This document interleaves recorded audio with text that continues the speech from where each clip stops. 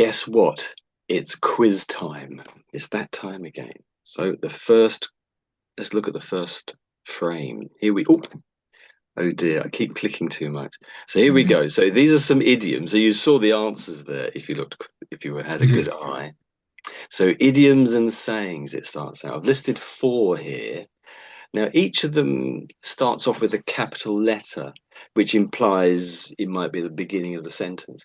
But really, these idioms would often be in the middle of something that you're saying. They wouldn't really have a capital letter at the beginning. It's just that the software always puts a capital at the beginning.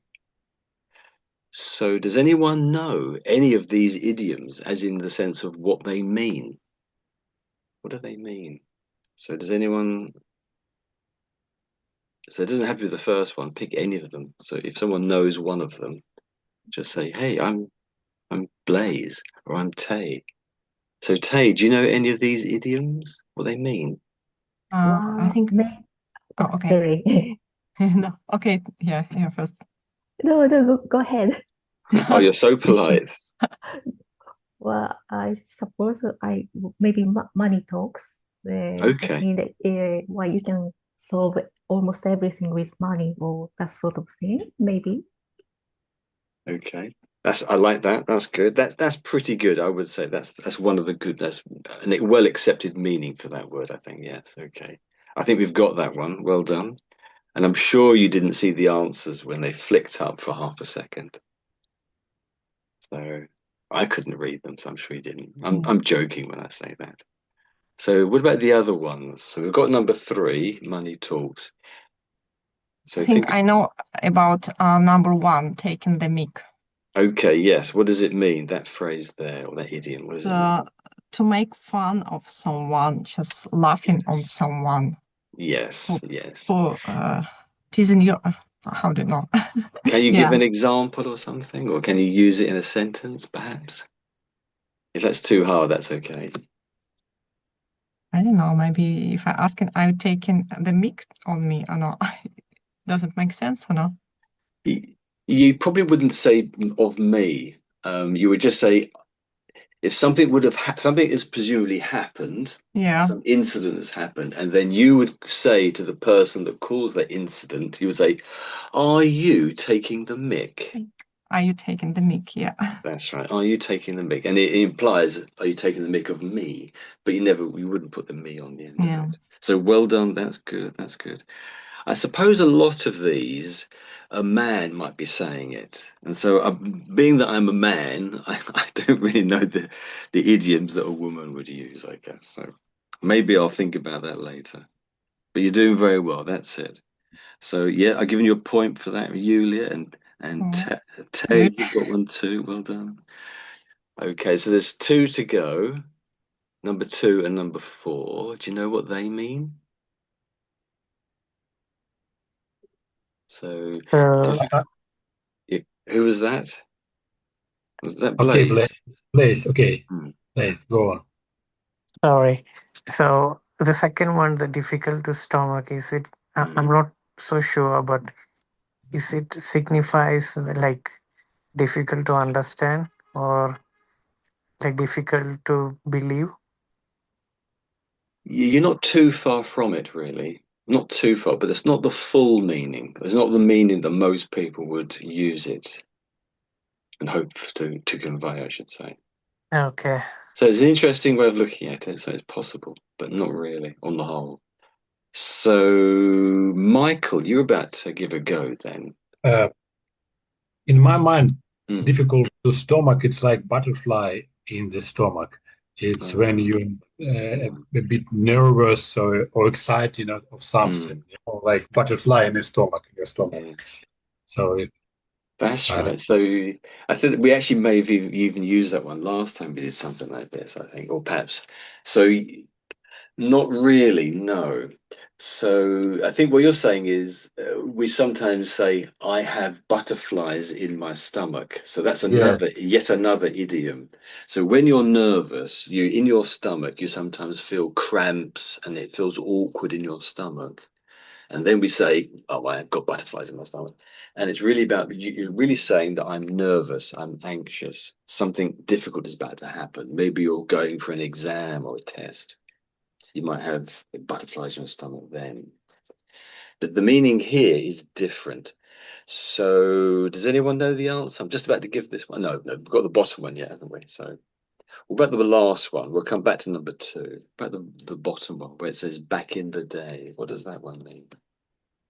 Maybe when we, I don't know, but Hmm. maybe it's about when we are talking about something which can happen, which something happened, but we can't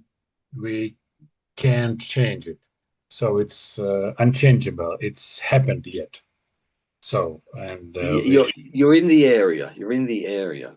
Okay, but I'd say number 4 is the simplest one in a way. So, okay, so let me just bring up the answers maybe. Ping. Oh, nothing happened. Oh, there we go. There's the answers.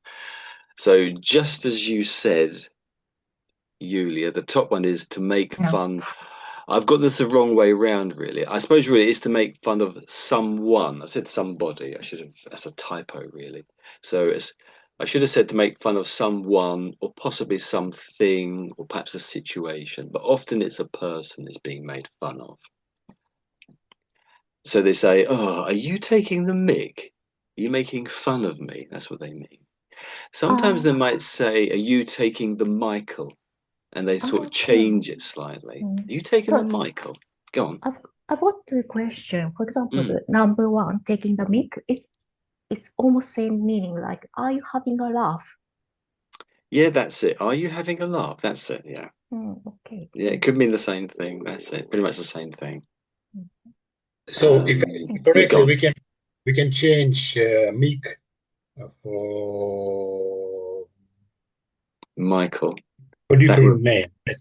not really. You might get away with it, I suppose, but most people are expecting Mick, possibly Michael. Yeah, Michael. So thank you, Michael, for that one.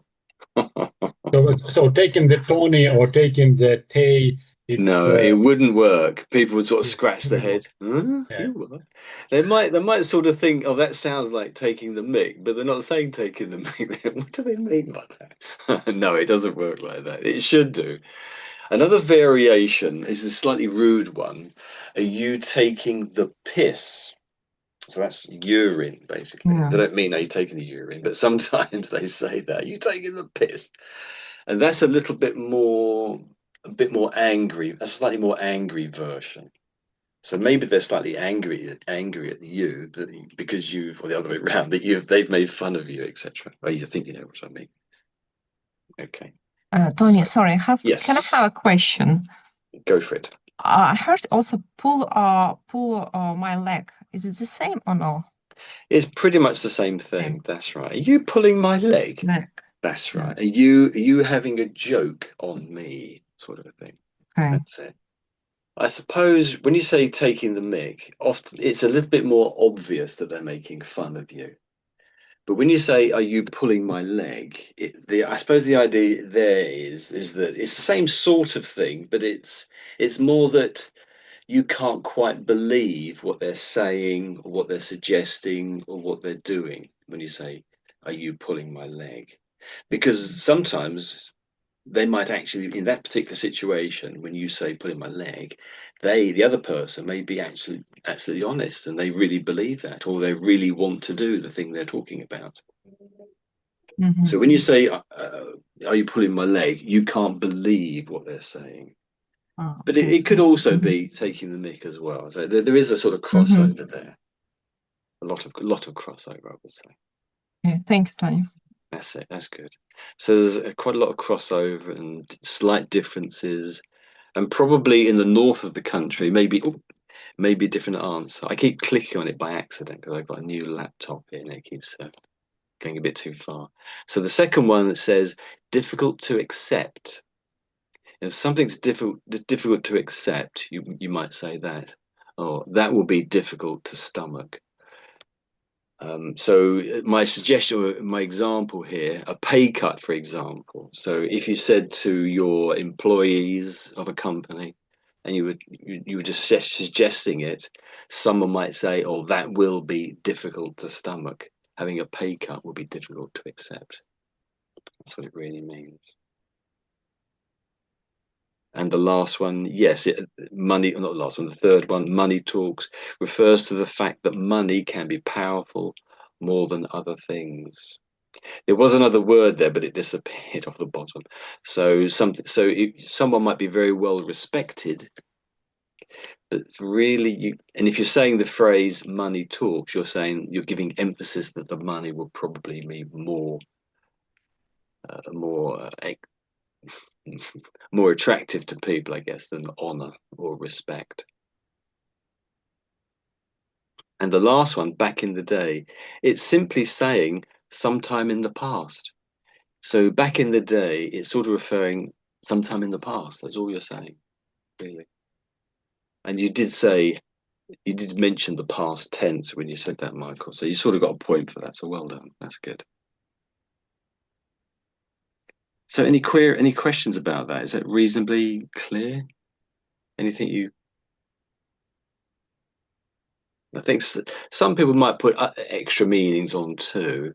So there is a little bit of sort of wiggle room, a little bit of change, I would say. Being an idiom, there is a certain amount of variation over time and over different places may have a slightly different meaning or include a little bit more in the meaning. So there's a little bit of variation. So let's just click on. I think we mentioned about America's version of some of these things, and they have a slightly different version of looking at it. So the last one I think was something like, I forgot what the last one was now. The bottom was, that's right, back in the day. So the next page is idioms just on the word day, and there's loads of idioms about day, and here's some here. So once again, so what about these four? So what do these four idioms on the word day mean? Anyone know? So day of rest, that's an idiom. Every dog has its day. To me, it's plainly obvious what these mean. So because they're used so much, I suppose. For me, Hmm. I think I know. I think I know because in my all of them? we use. Well, maybe. I think very similar expression. Yes, yeah, there is quite a. They've all got the one word in, haven't they? Or they use the same word day, and that does mean there's a certain amount of a lot more overlap with the meaning of these words. But these four here, I think there is a certain amount of a bit more variation, I would say, than the other ones that use the word day. So I read out number 2. Number 3 is that will be the day, and number 4 says end one's days. So any ideas? Perhaps someone wants to pick out one and say what you think it means, what you understand that it means.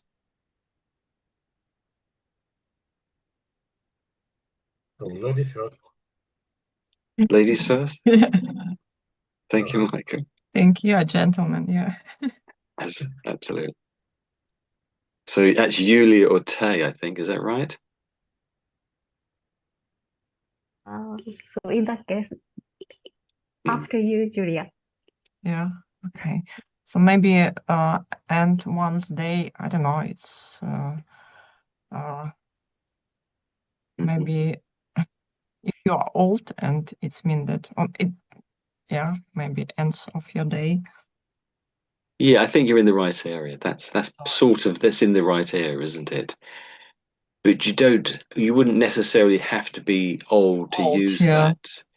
But I suppose really it's saying end one's days. So I might say, let's say I'm in my 20s, and I might say, oh, I don't want to end my days being a delivery guy. I want to be a millionaire, don't we all? So you don't necessarily have to be old, but it is looking into the future, perhaps when you die. That's right. That's it. So at the end, so you're in the right area. That's it. I'll give you a point for that. Well done. Okay. So how about the other ones, guys? So well done, Julia. So Tay, do you want to Yeah. pick one out? Okay, I'm between 2 and 3. No. Well, go for 3. That will Okay. be the day. Maybe that's after hard work. Maybe you want to I don't know, just eager to finish the day, and you think that just that's good enough for I don't Oh, know right. So that day.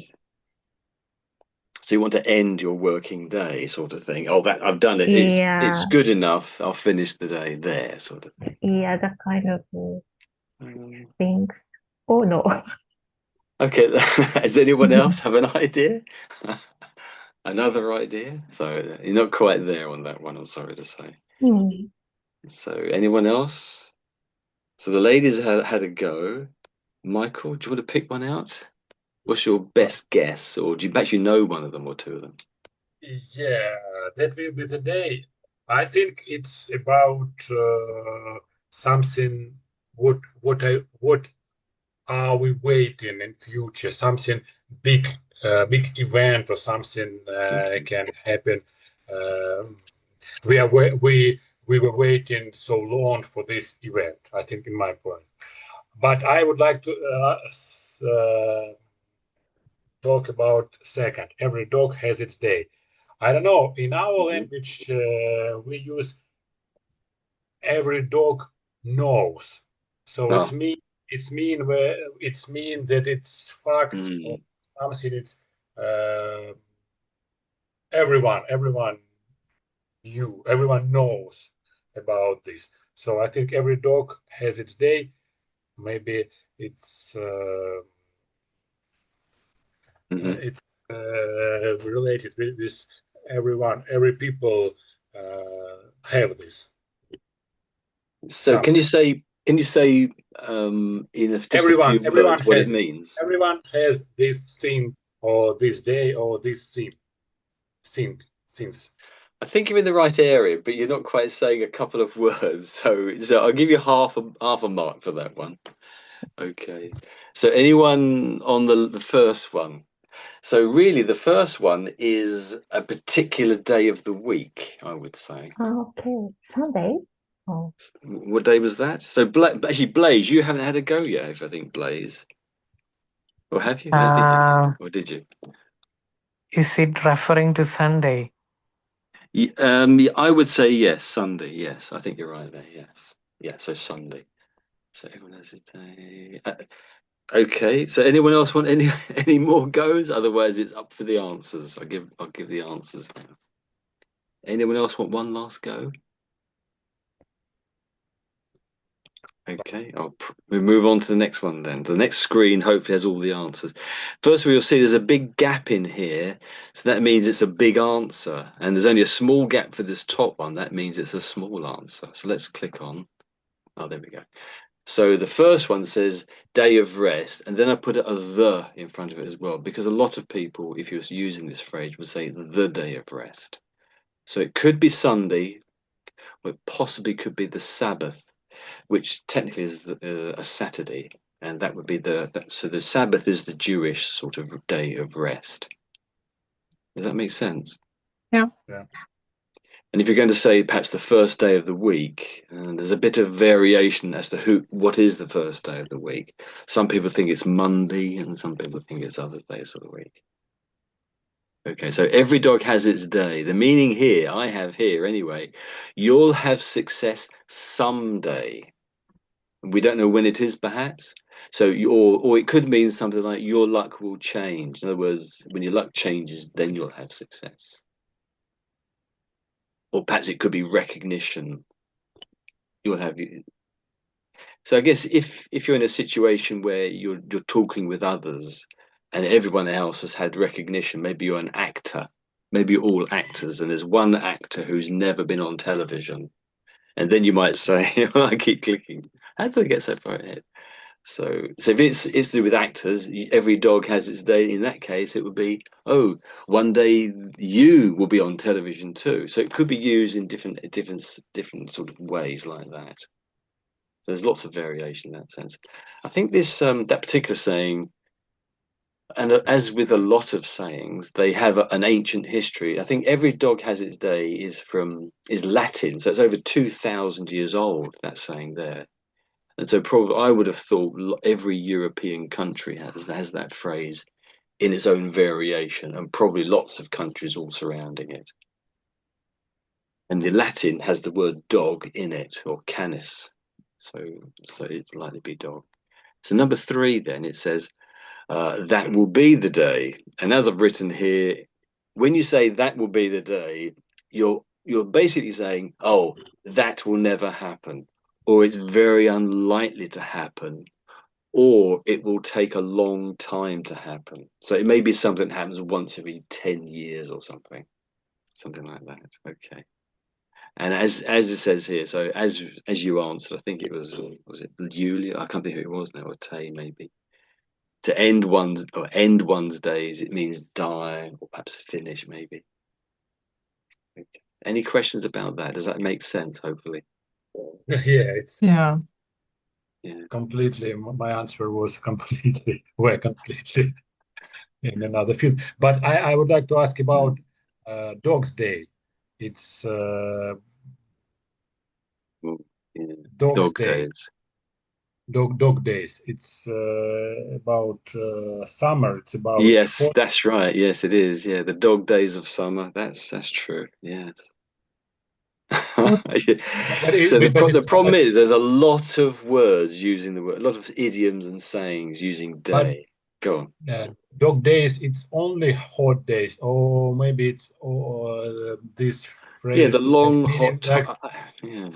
like hard times, because in some songs the dog Mm, days are over. So it's like meaning when hard times are over, or mm. only like hot days. Okay. So I've just tapped in dog, and this online dictionary, has come up with a few sort of uses of the word. And most of these, I would say, are idioms or sayings, something like that. And it hasn't come up with dog days. So I don't know if it's actually in here. So I now tap in the word days. Oh, it does. It does seem to be in there. So I say search. Let's see what it comes up with. What's that adverts here? So it says plural now. So the hottest part of the summer is sometimes referred to as the dog days. That's it, yes. And it does say here mainly US, but I think we do sort of share that too. So plural. So, okay, there we go. Right, and then it comes into British English. The hot period of the summer, reckoned in ancient times from the heliacal rising of Sirius, the dog star. So it's to do with when the dog star or Canis Major, no, the dog star rises wherever it rises in the east, I guess. Thank you very much for that. It was an interesting question. That you had But me there. I didn't really know. You go on. is it related with hot dogs? Like no, I try to. No, I don't think so. I don't think so. Hot dogs. Oh, yes, that's brilliant. I don't know, but I don't think so. Oh, I've clicked again by accident. So this is some other ones based on days, which are quite regularly used. So day by day, day in, day out, from day one. So a lot of these, there's a lot of similarity here. So when you say day by day, you're basically saying each day doing. You suppose there's lots of different ways you could use it, but it might be a case of you're telling someone, you're explaining to someone their job or what their responsibilities are at work. And you might say, day by day, you need to do this. So I guess it sort of means each day. I That probably should makes look that sense. one up myself, actually. That's how I would use it anyway. There's probably several different meanings with day by day. Suppose there's this idea of doing it one day after another without stopping, doing it regularly, I would say. The second one there, it seems almost the same. But if you say day in, day out, the implication there is that you're bored doing something, and you might say, "Oh, I'm doing this thing day in, day out. I'm bored with it." So use the second one there if you're bored with something. The top one, it's really a way of saying, "I just do this regularly." or I do it steadily or often, day by day. From day one, that's simply saying from the start. From day one, we've been doing this thing, whatever it is. So from the very start, I've been doing this thing, whatever it is. Whoops. Keep clicking again. So on one of these days, I've got no idea what that means. Anyone know what the last one means? I don't know. Anyone know? One of these days. Anyone? Near future. Yeah, so sometime in the future. But it might also be a case of, oh, I might forget and we never get round to doing it. But oh, one of these days we'll do that. We'll go on holiday to America or something. So it's sort of it's sort of putting it into the future somewhere, and you may do it or you may not do it. You might forget about it. It's sort of pushing it off into the future, something or other. So there's a few different. These are quite sort of variable, I would say. You might use these ones in a few different ways.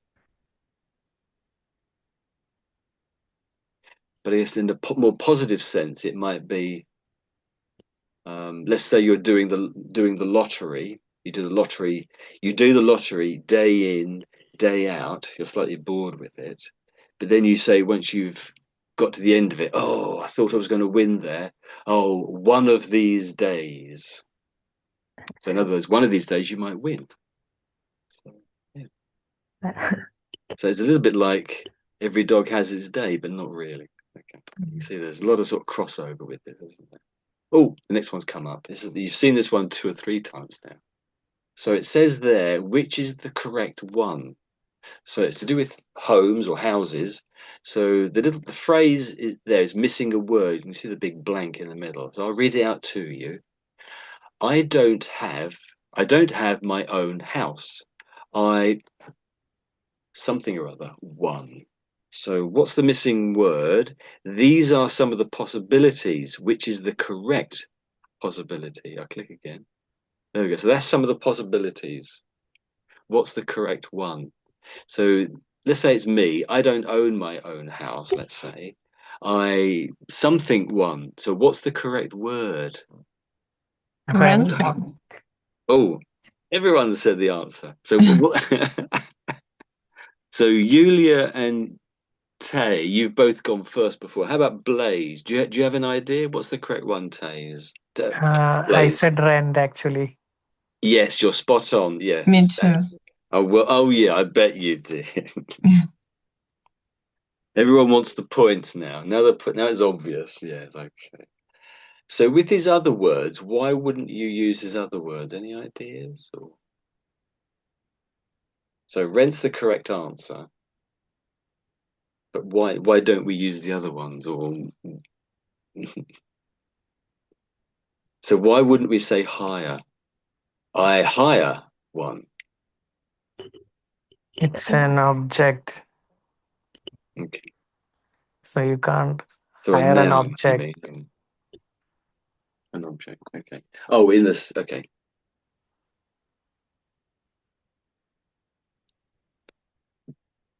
More about the Okay. job, I think hire. Say again. Hire is more about the job, I think. The job. Or Yeah. service. That was Tay. You said something then, Tay. I didn't quite hear you. Sorry, yes, service. I still didn't hear you, actually. Try again, Tay. Service. It starts with an S, the word you're saying. Oh, yeah. Can you say Sorry, it 2 or 3 times, maybe? I'm not quite the catching up. service. Service. Service? Is that what you're saying? Service. Yes. I don't really see that as the answer People. necessarily. Okay, so maybe I'll try to explain. Maybe I'm not explaining it very well. So often we say, or normally we would say, I rent my home, I rent my house, I pay rent. You might say something like that.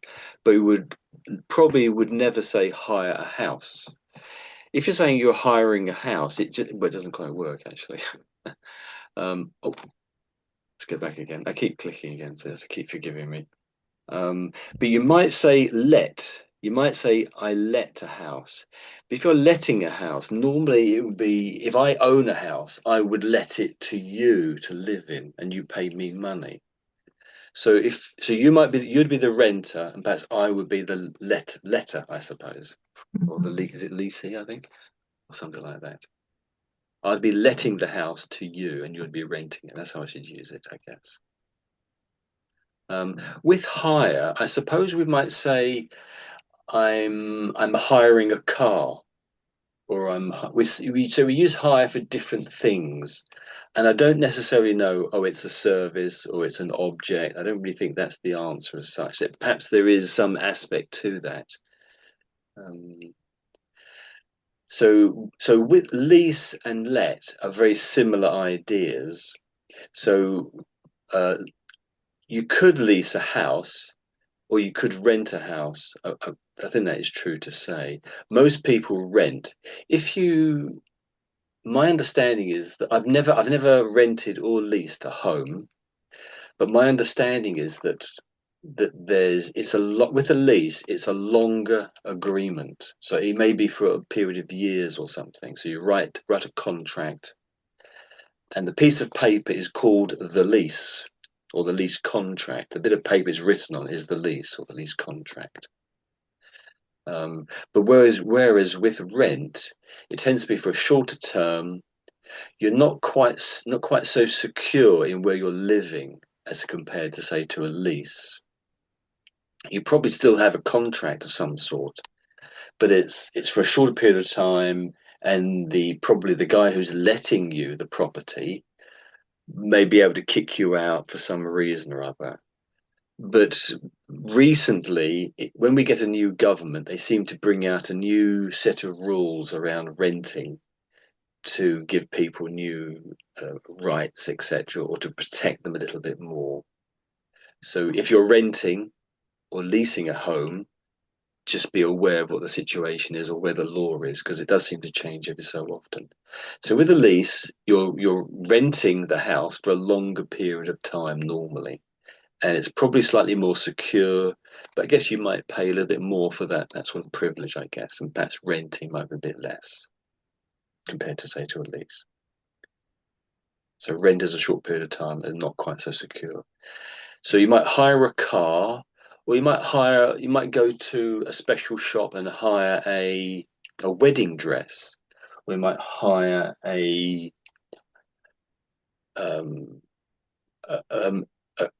mower to cut your grass. So there's lots of other things you might hire, but you wouldn't. But you could possibly. You might rent some other things, but generally you talk about hiring other things. And sometimes you talk about hiring people, but you don't talk about renting people.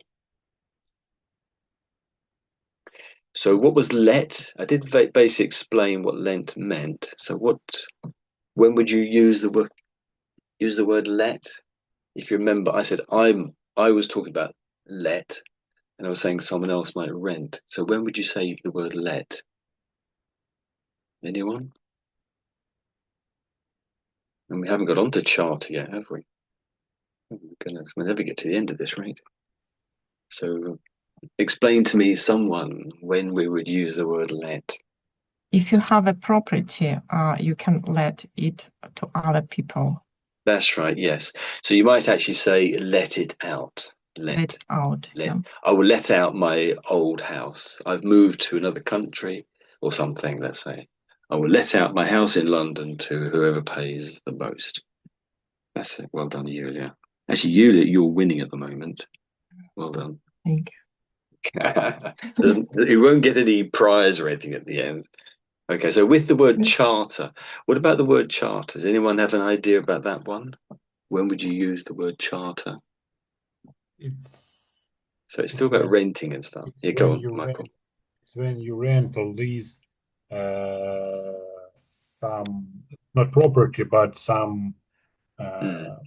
Sometimes it's a document which show that you can lease some boat or something. A boat, did you say? Yeah. Boat. Yeah. I think you're on the right track there, Michael. Yeah. So I like that. You can charter the flight, right? Yes, that's it. Yes, well done, Blaze. Yes. So when you're talking about, there might be rules about this, but I'm not aware of what those rules are. But as far as I'm aware, whenever we talk about charter, it's a bigger affair. It's chartering an aircraft, so it's possibly chartering the whole aircraft, not just one seat. So you might essentially you're renting the whole of an aircraft for that day or month or whatever.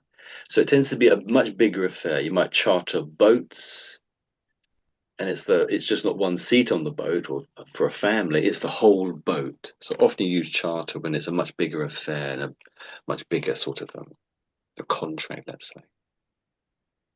So does that make sense? Any questions there? We'll try to get through this a bit quicker than I seem to be stretching this out. I don't know why. So do ask if you have any questions. I might just press on if you have any questions.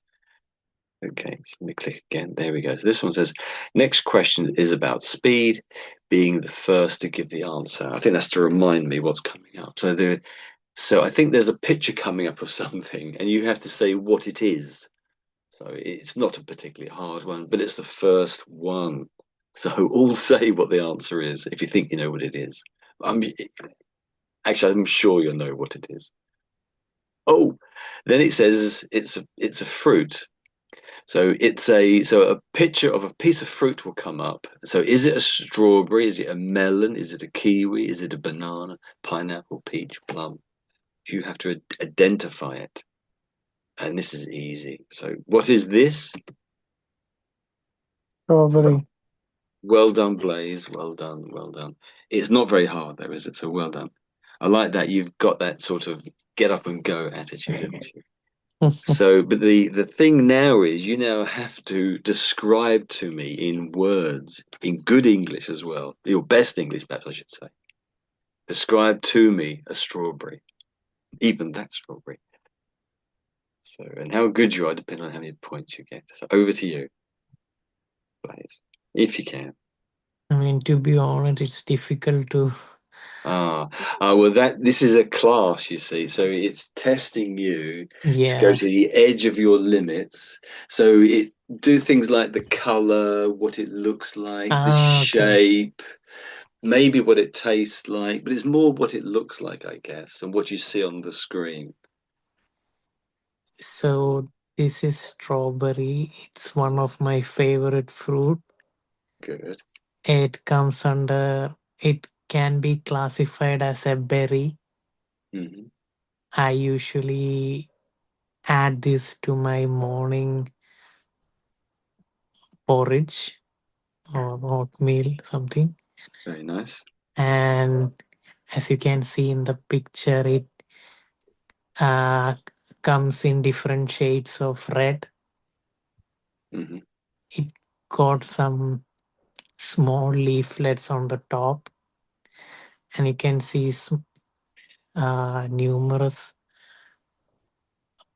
half perforation. I would not say perforation, but you can see numerous depressions on the surface, and it's a very sweet fruit. And So just to interrupt, so what are these little perforations on the surface? What are they? Any idea what they are? I don't know. I mean, Oh, if okay. there is a terminology, I'm not aware of that. Okay, I'm carry on. sorry. So, what's this thing where my cursor is now? What's that thing there? Uh, I don't know. It's, I mean, It's that's different from like these a, other things, isn't it? It's different from those things. Yeah, carry on, carry on. Over to you. yeah, that's like a connection between the fruit and the stem of the, Ah, stem. Well done, stem. That's it. Well done. Very good description. Yes. Okay. yeah, Okay, that's and good. I'll cut it. I'll interrupt you there. If that's okay. I hope you don't mind. no So problem. these little perforations, they're basically little seeds on the outside. So you could have Okay. said the outside of the strawberry is covered with little seeds, and each is evenly spaced because it's amazing how they're laid out. They all seem to be roughly about almost exactly the same distance from each other, aren't they? There's not one on top of the other. There's a beautiful pattern to them. So well done, very good. So if I go back again to the next picture, which is refusing to go now. So well done, Blaze. Got a couple of points for that. I'm clicking and it's not moving. Yeah, have I broken it? I normally end up breaking these things. So. Oh, 13. So these were the possibilities, if you remember. So we've done strawberry. Well done. So there are these other fruits. This is slightly harder now. Everybody else who hasn't described a fruit, do you want to pick a fruit and try and describe it to me? So this is try to construct sentences in your best English. So maybe you do a bad job of describing the fruit because you get the color wrong, maybe. That sort of doesn't really matter. Maybe you don't even know what it looks like, but just pretend to describe it. Say this fruit is square. There are no square fruits, of course, but just in other words, this is an excuse to come up with some English conversation, in a sense, but testing your abilities to describe something. So you can pick out one of these fruits, anyone in any order. Over to you. Oh, we have done strawberry though. You can't do that again.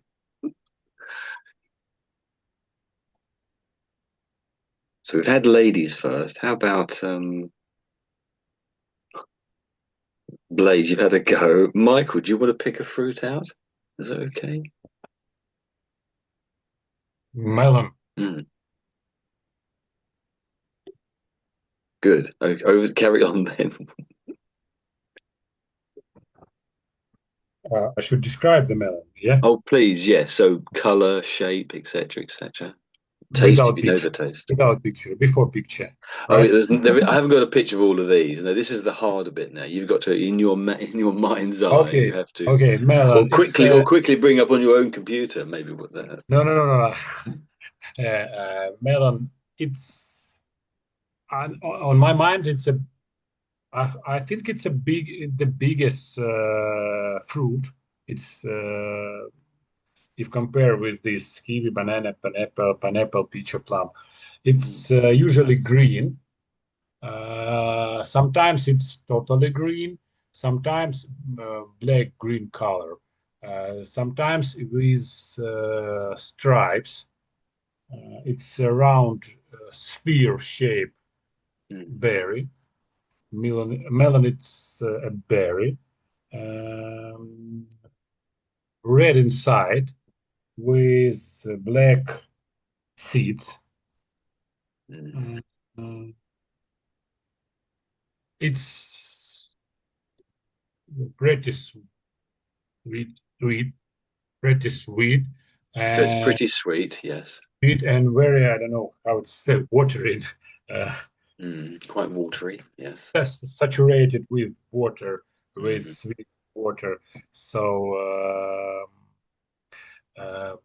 it's better eat in the first part of day, because if you eat it in the afternoon or before you in the evening, it can cause problem with your dream during the night. Okay.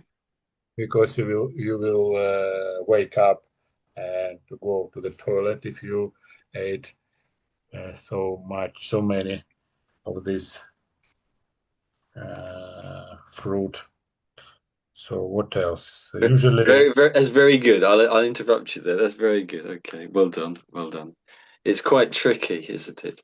So I haven't given you a picture, so you've had to sort of draw on your imagination. So I like that. That was very good. Well done, well done. So Julia, Blaze, and Tay. Do you want to pick any one of these other ones? So there's kiwi. If you don't know what they are, maybe you can just make it. Oh, maybe you can just make up a name. Not make up a name, make up a description, I should say. Oh, I keep clicking on it by accident. So the bottom one's plum, then it's peach, then it's pineapple from the bottom up, then banana or kiwi. So Julia, do you fancy picking one, Julia? And then try to describe it. So colour. Oh, sorry. Size. Yeah, shape. I would like to describe pineapple. Is it Pineapple. Okay. Yeah. Go for it. Mhm. So pineapple, I guess it's not, I guess, it's tropical fruit. Yeah. Mhm. Yeah. The shape is oval. Yeah. Has an oval shape. Okay. Yeah. It's, with green leaves on the top. Mhm. So pineapple is sweet, sweet and sour at the same time. So Depends. sweet and sour. Sweet and Sour, sour. sour, That's it. Okay. sour at the same time. The skin is very tough. Yeah. Mm. It's, yeah, you should eat it before eating. Yeah. So you cut the skin off before eating. Is that what you're saying? Yeah. Yes. Okay. Yeah. Yes. So it's yellow inside. No, it's yellow. It's yeah. But yeah, if it's Yeah, that's good. Yeah. if it's So fresh, yellow inside, or you might say the flesh is yellow, but yellow inside, that's great. Most people would yeah. say yellow inside. That's it. Carry on. Carry on. Yeah, and you can make many like cocktails, like pina colada with pineapple. Okay. Yeah, it's what else? Yeah, I like pineapple in smoothies. Yeah, in Oh, smoothie. in. In Can you say that word smoothies. again? Smoothies. Oh, It's like a drink. Yeah, smoothies. like So yeah, we say smoothies. Yeah, smoothies. smoothies. Yeah, Yeah, not quite, but smoothie. smoothie. Yeah, Okay, carry on. I think that's all. And that's it. Okay, that's great. That's good. Well done. Well done. Very good. That was very good. And so I think it's Blaze and Tay now, isn't it? So you so you know the ones that are remaining, I'm sure. So it's over to you guys. So one of you guys want to come forward and Shall I go for kiwi in that keep case? it? Okay, yeah. Can you hear me? Yes, I can Okay. hear you. Yeah, it's a little bit sort of unclear, but that's good. That's not too bad. Yeah, carry on. Okay. It's a small fruit, almost egg, well, the size of egg or a little bit bigger and hairy outside. So you have to peel before you eat. So it's roughly an egg size and it's Egg. hairy on the outside. Mhm. That's Yeah. what you said, isn't it? Yeah, carry on. Yeah. And right inside it's inside the color is green and white, and there's a there are many tiny sheets in So and inside it's green and white, and inside there's tiny. I didn't catch that bit. tiny black sheets Oh, seeds. seeds. Uh, Yes, yeah, okay. and well, I think New Zealand is Mm, famous for this fruit.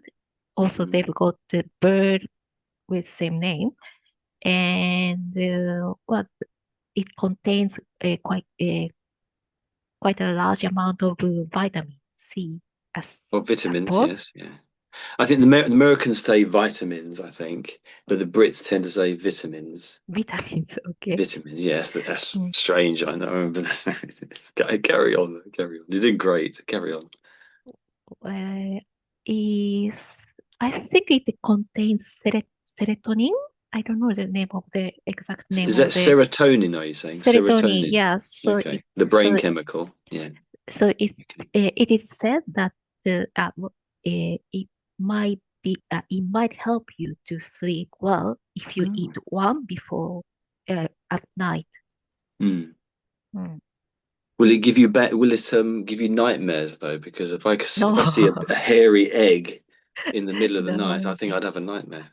So that was very no. good. That's very good. Well done, Tay. Well done. Oh, someone just left then. So if anyone has to go, it's just turned 7 o'clock in London. If anyone has to go, that's okay. You can shoot off. But we'll carry on a few more minutes. So just stay as long as you can and go when you have to. So thanks very much, Tay. That was very good. Is anybody left? Have I missed anybody out? When I do this, often I forget somebody. So I think of everyone's had a chance to describe a fruit. Along with Blaze, you started off Blaze, didn't you? Okay, so we're drawing to a close now, but at the end, it says here a short film about living in London in 1972. So this would have been less than 30 years after the end of the Second World War. And London had been pretty much destroyed in that time. A lot of London had been destroyed. So 30 years later, let's look at this little film, which is a YouTube film. Here we go. If you have to go, that's okay. Turns out, And there will be community ads moves in here. it too, I'm sorry to say. Explore your story. I'll try and skip them as much as I can. So I've gone over to, here we go, I'll skip that now. There we go. So I've brought up so if you have any questions, do ask. The words should come up on the screen. So it's in black and white, and so it's from 1972. Any questions, do just ask. Do interrupt. So the more we are together, the more we are together. That seems to be the title. I'll shut up now, just listen. It's moving day for the Foy family, a day they've been looking forward to for a long time. They've hired a van and they're doing their own removals.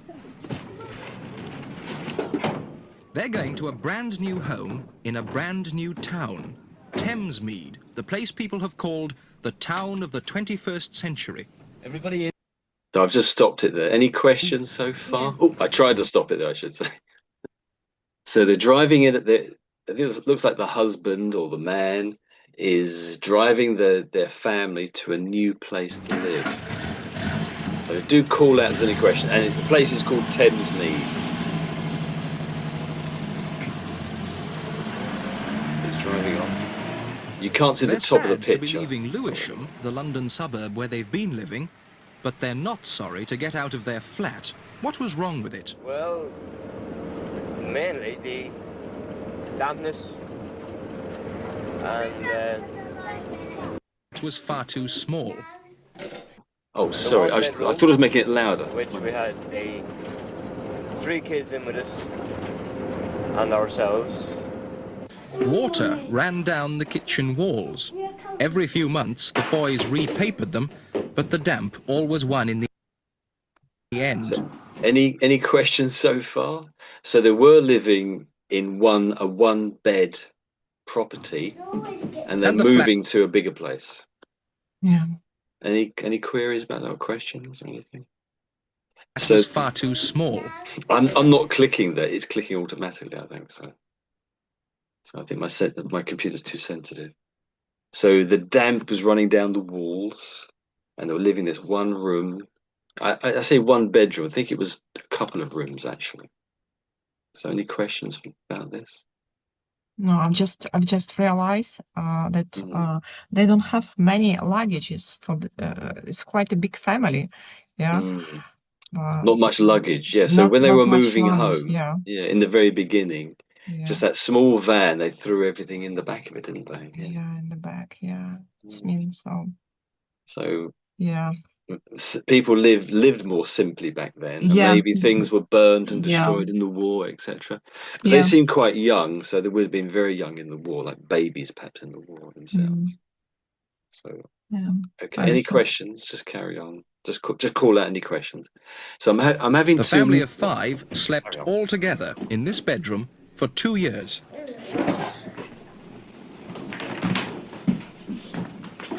The bath was in the kitchen.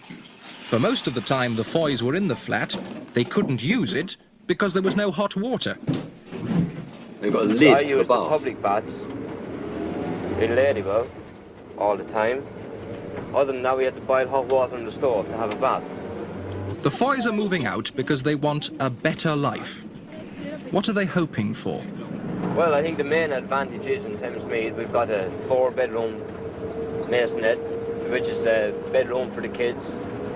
We'll be on our own for the first time in 2 years in a bedroom of our own. The Foys are hopeful about Thamesmead, but then so are the thousands of other families who've moved into all the other new towns we've been building for the last 50 years.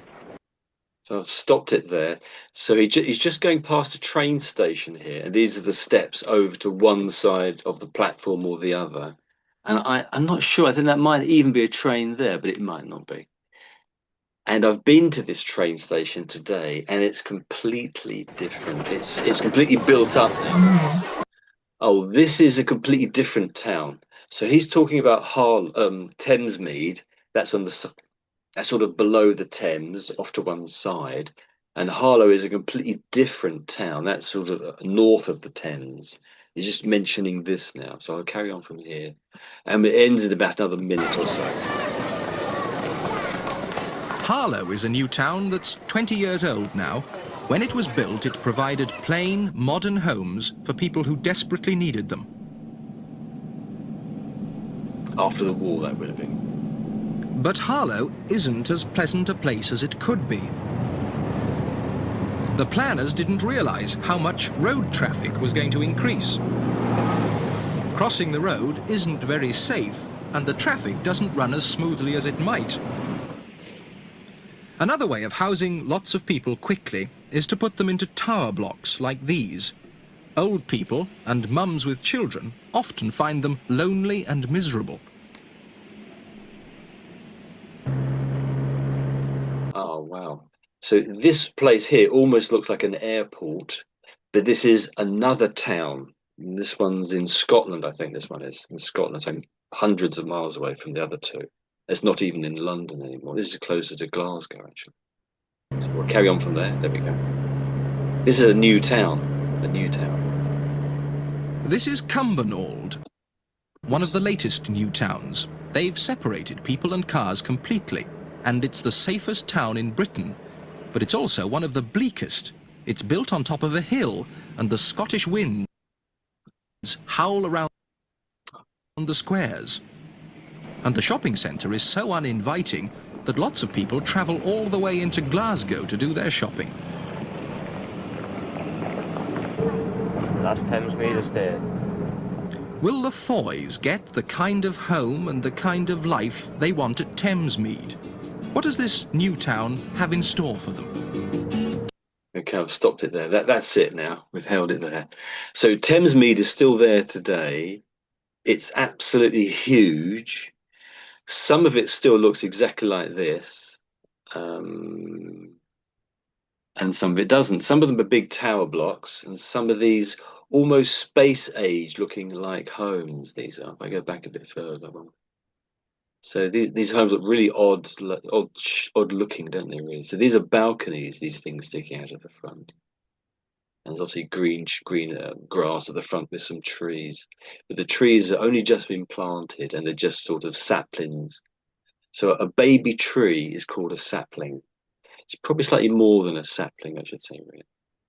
So any questions about that? Anything you want to ask about or talk about?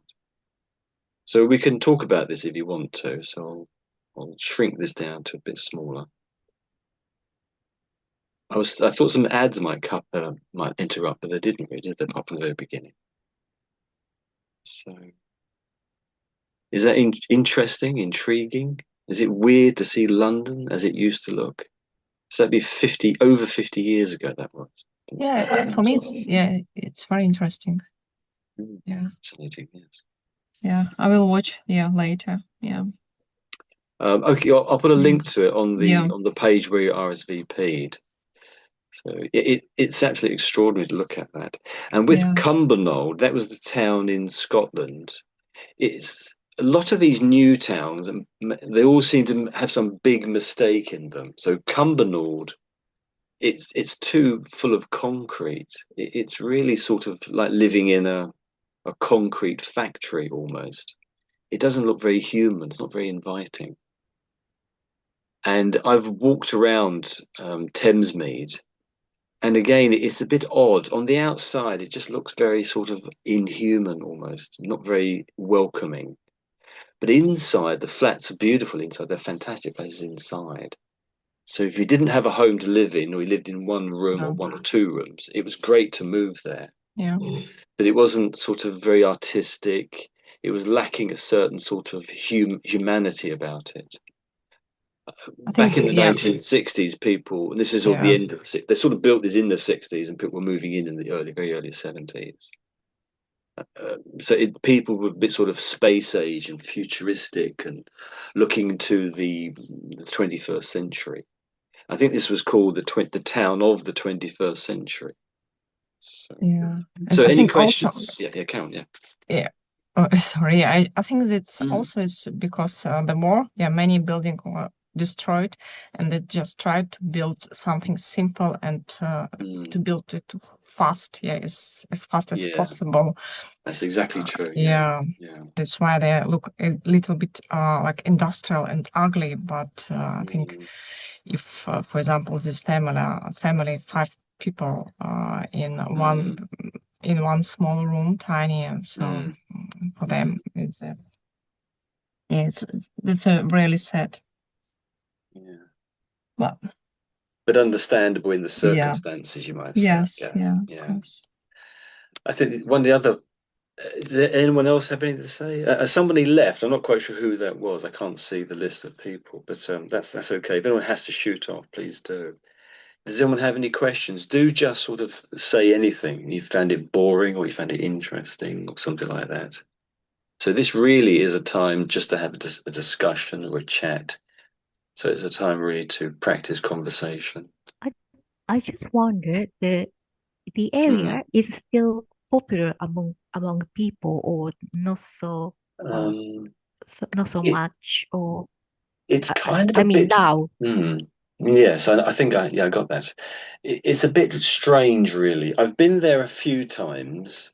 It's right by the Thames, so in a way, it's sort of a very beautiful area to be right by the Thames. But it's an absolutely huge housing estate. I'm not sure how many are there, but let's say there's not hundreds of homes. It must be in the thousands, I would have thought. And there's lots of different styles. They started building there in the 1950s.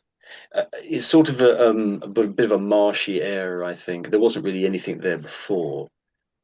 And only today, not today, but say last year, I think they announced a train station was going to be built in the middle of the town somewhere. So they had buses. So it's one of the least served for transport areas of London. I haven't used that as a very good, haven't constructed a very good sentence there, but do forgive me.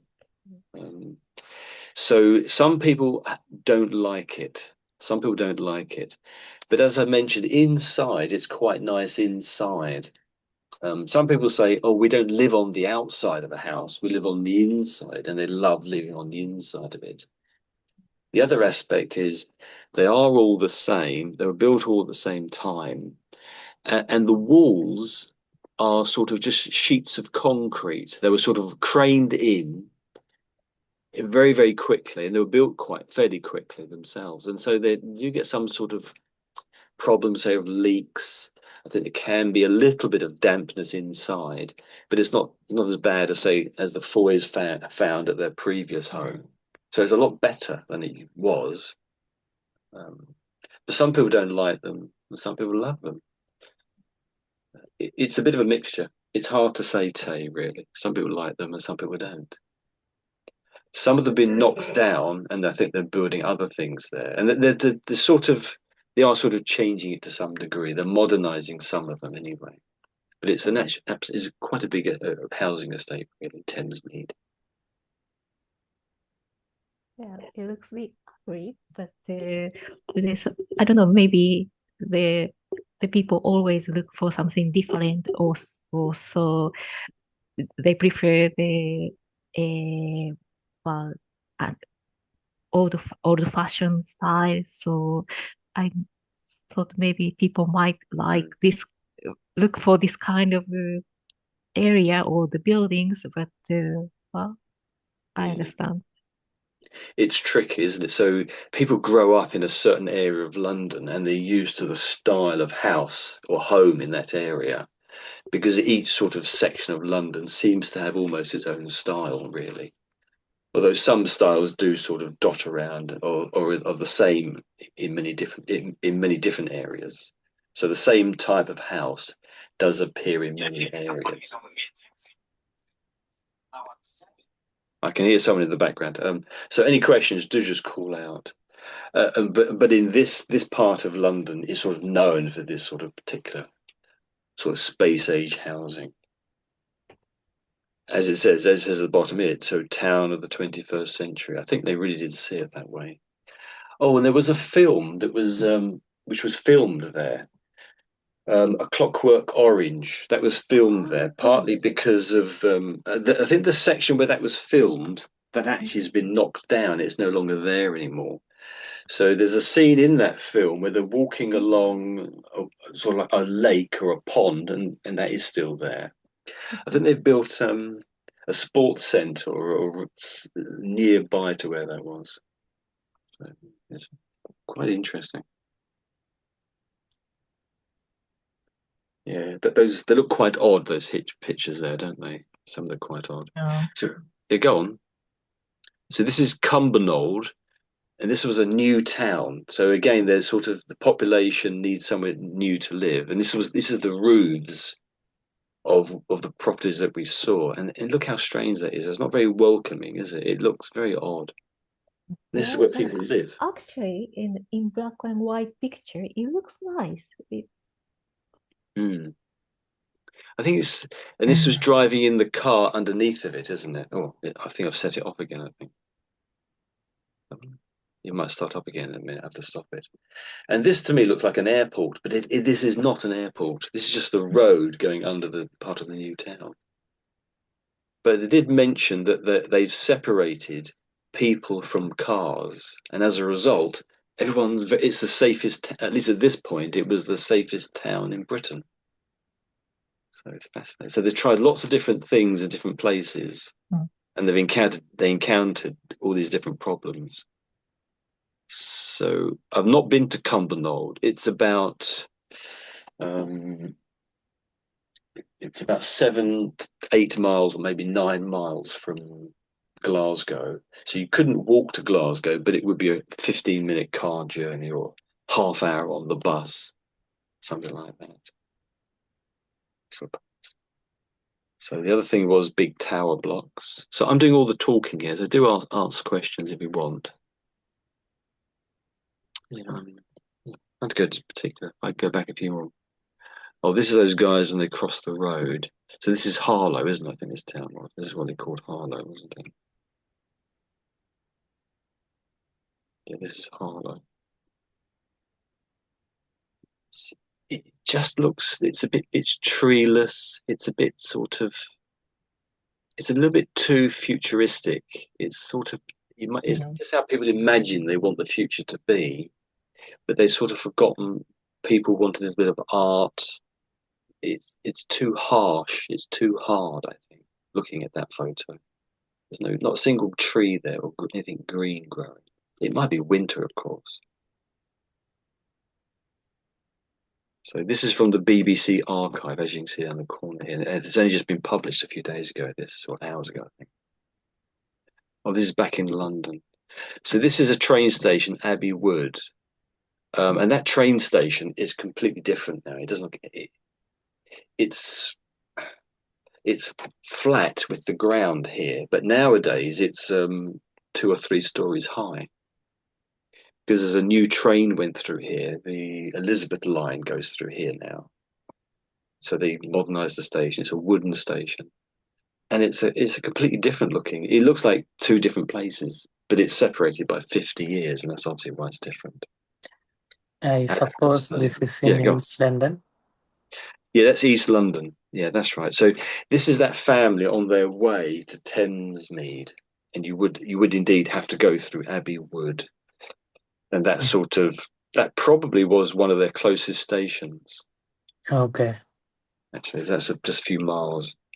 You could definitely walk there, but it's not very convenient. If you're going to work, it'd be quite a long walk every day to get to Abbey Wood train station. And I think that's the end of the line. I think that's the end of the line there, but I might be wrong. So I'm going. Oh, so this is where they lived in Lewisham, I think they said. So these are the houses there. But as I look, the lower windows are all boarded up. So these houses, presumably, nobody actually lives there. So you would board up a window at the bottom if no one was living there, and they probably haven't bothered with the top because no one could get in there if they wanted to or something. Maybe they would have a refurbishment going on. It is possible it's refurbishment, but I don't think they did that back in the 70s when it was refurbishment. It'd be different, I think. It might be that they're waiting for refurbishment, but I think they tended to knock areas down. They might flatten the whole area, get rid of all those houses, and build a tower block there. I'm guessing that's what they're going to do here. But I'm guessing, I don't know. Yes, probably that would be the case. Yeah, they tended to do that in the 60s and into the 70s. But by about the mid 70s, people were complaining, oh, it's too inhuman living in this concrete jungle almost. And they they stopped building tower blocks by about that time. I can't be exact. Each council, I think, is responsible for the housing in its area. So different councils might have stopped at different points, different times, I should say. So these are the old cars of the time.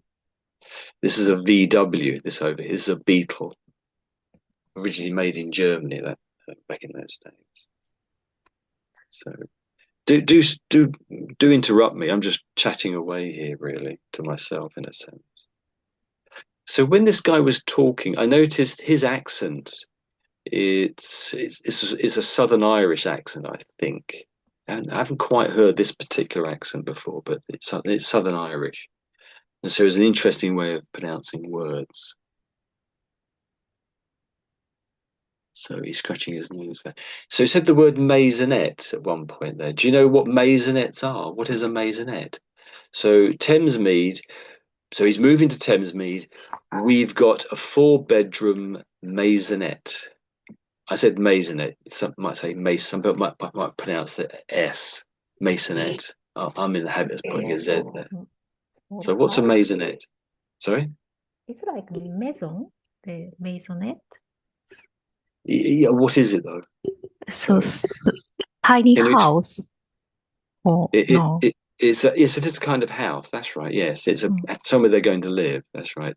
Can you describe it a little bit? So why is it called a maisonette? Maisonette. I don't know the French word. Yeah, the house that's right. is Yeah, maison and net maison. That's right. Yes, for maison. Yeah, that's it. And when they put "et" on the end of a word, what does that normally do to it? Any idea? to make it smaller. Or That's right. Yes, yes. So cigarette.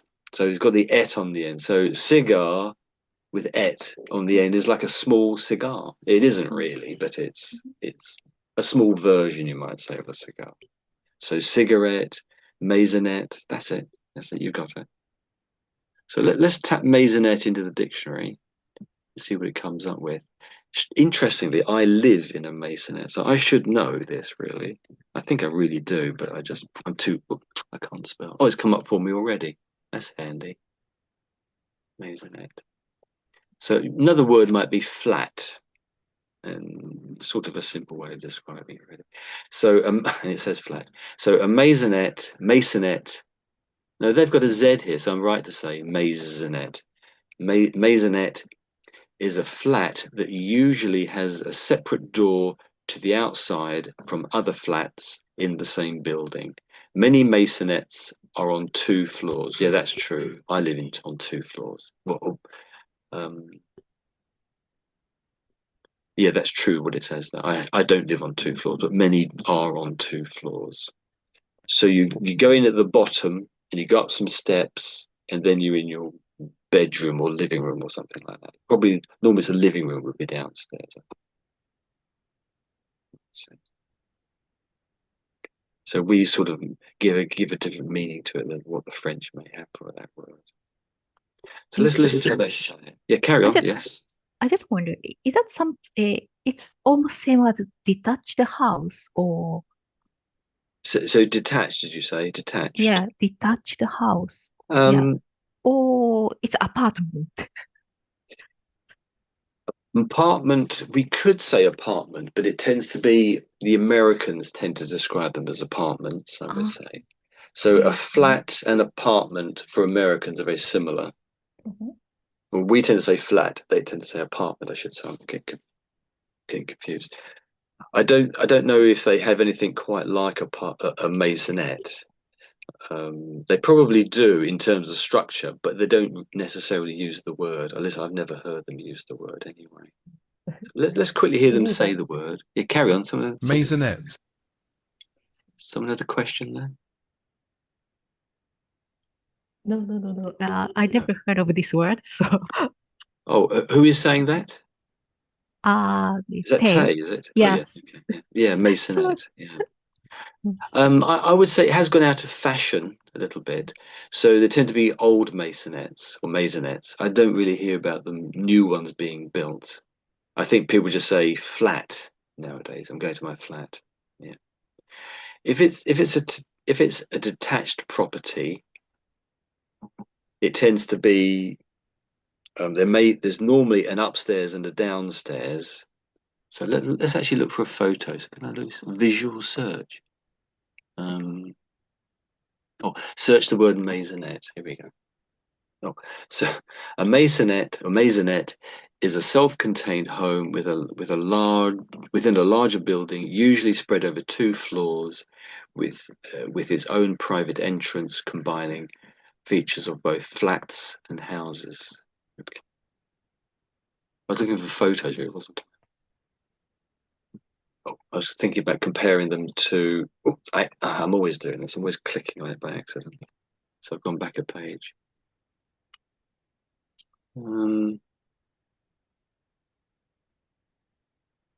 I would say these here are maisonettes. I would describe these as maisonettes down here. Everything else may be a maisonette, technically, but I don't know if most people would describe them maisonettes. They would describe these as flats or my room, something like that. So it does say maisonette there, though. It might be because it's Bing, and Bing thinks these are maisonette. I've seen a lot of masonite in Paddington, near Paddington Station. Yes, certain parts of London, they have sort of subdivided. Some of these properties may have been larger originally, and they've subdivided them down to make newer property. Well, more properties, not new properties, but more properties. They've converted sort of a 4-bedroom place into a 2-bedroom place. But there's 2 of them now. I haven't explained that very well. I think you probably know what I'm talking about. Yeah. I think with masonette, I think we tend to say it's more newer style are described as masonettes, and these older styles tend to be, I suppose, flats. I think people might describe them as. There's a lot of variation, I think. So there's another phrase. Some people talk about a 2 up. Whoops. 2 up. Whoops, I can't spell. Yeah, 2 up, 2 down. That's what I'm trying to get to. My spelling's awful. So that's again another type of property. So, and again, from the outside, you can't say, oh, is this 2 up, 2 down, or is it a masonette? So it's more what's on the inside. So I've gone to all, hopefully. Maybe you'll use words here. So the term 2 up, 2 down refers to a type of small house commonly found in the north of England. I suppose that's true. Typically features 2 main rooms on the ground floor and 2 bedrooms upstairs. So 2 things downstairs, 2 things upstairs. Obviously, there's toilets, kitchen, etc., bathroom, etc. But that's not anywhere you live. Hopefully, is going to have those sorts of things, aren't they? But I guess it's the how many rooms. So it's the 2 bedrooms, I guess, is the key detail. I'm not quite sure if I've never heard of the phrase 2 up. 2. Yeah, so it'd be 2 up. No, 3 up, 2 down. When did they ever use that? So that would be 3 bedrooms. I've never heard that. So let's just quickly search if it exists. So it seems to be a comedy show. I've never heard of this. So 3 Up, 2 Down is a British sitcom that aired from 1985 to 1989, so 4 years. The show Michael Elphick, Angela Thorne, focusing on a stuck-up widow. So what's a stuck-up? Some normally say a person is stuck up. What does that mean, stuck up? So this is a stuck-up widow. So a widow is a person or lady whose husband has died and she's still alive. What does stuck up mean? Any idea? It does get used a bit, but you would never say it in front of the person themselves unless you were very angry and you wanted to insult them. You are stuck up. You might say that to someone if you're very angry at them. No one seems to know. Let's tap it in. Stuck. Can I spell it correctly? That's the key thing. Yeah, I had. Stuck up. They have a hyphen between the two words. And one said stuck upness. Stuck upness. Interesting. So if you're stuck up, if you say that someone is stuck up, you mean they're very proud and unfriendly because they think they're very important. Yeah. I'd have said that they feel they have an over-important attitude concerning themselves. So snobbish. So if you're a snob, you could say you're also stuck up. There is a certain amount of difference between snob, I think, and stuck up, I would say, but there is a certain overlap again. Could be arrogant is similar, conceited, proud. Yes, very true. Okay, this class is never going to end, so someone else talk about something else. I'm getting bored now, so you don't have to wait. If you've got something else to do, just go and do it. That's okay. Okay. Actually, sorry. I have to answer my phone call, so I have to go now. Yes. Yeah, okay. You have to answer your phone. That's great. Yeah. Okay. So Thank you so bye-bye. much. Ciao. Bye-bye. Bye-bye. Yeah, I think that's a polite actually, I don't think she really has got a phone call at all. It's her way of very politely leaving the class. Okay, so I'll take the hint. Let's call it a day. That's an idiom I often use. Let's call it a day means let's end things here. Let's stop here. Okay. Thanks for coming, everybody. Hope it's been useful. Thank you so much. And I hope none of you are stuck up. Bye-bye. Bye. Take care. Bye-bye. See you soon. Bye-bye. Yeah.